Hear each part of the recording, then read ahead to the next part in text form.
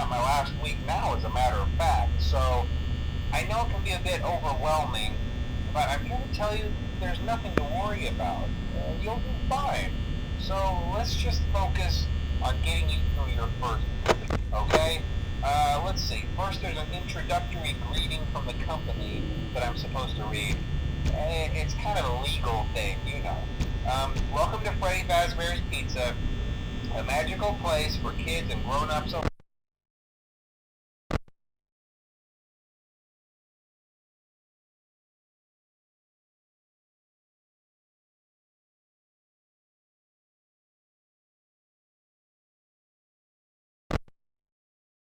alike, where fantasy and fun come to life. Fazbear Entertainment is not responsible for damage to property or person. Upon discovering that damage or death has occurred, a missing person report will be filed within 90 days or as soon as property and premises have been thoroughly cleaned and bleached and the carpets have been replaced. Blah, blah, blah. Now, that might sound bad, I know, but there's really nothing to worry about. The animatronic characters here do get a bit quirky at night, but do I blame them? No. If I were forced to sing those same stupid songs for 20 years and I never got a bath, I'd probably be a bit irritable at night too. So remember, these characters hold a special place in the hearts of children and we need to show them a little respect, right? Okay. So just be aware, the characters do tend to wander a bit. They're left in some kind of free roaming mode at night. Something about their servos locking up if they get turned off for too long. They used to be allowed to walk around during the day too, but then there was the bite of 87. Yeah, it's amazing that the human body can live without the frontal lobe, you know? Now, concerning your safety, the only real risk to you as a night watchman here, if any, is the fact that these characters, if they happen to see you after hours, probably won't recognize you as a person. They'll most likely see you as a metal endoskeleton without its costume on. Now, since that's against the rules here at Freddy Fazbear's Pizza, they'll probably try to forcefully stuff you inside a Freddy Fazbear suit. Now, that wouldn't be so bad if the suits themselves weren't filled with cross beams, wires, and animatronic devices, especially around the facial area. So you can imagine how having your head forcefully pressed inside one of those could cause a bit of discomfort and death. The only parts of you that would likely see the light of day again would be your eyeballs and teeth when they pop out the front of the mask. Yeah, they don't tell you these things when you sign up. But hey, first station of the breeze. I'll chat with you tomorrow. Check those cameras and remember to close the doors only if absolutely necessary. Gotta conserve power. Alright, good night.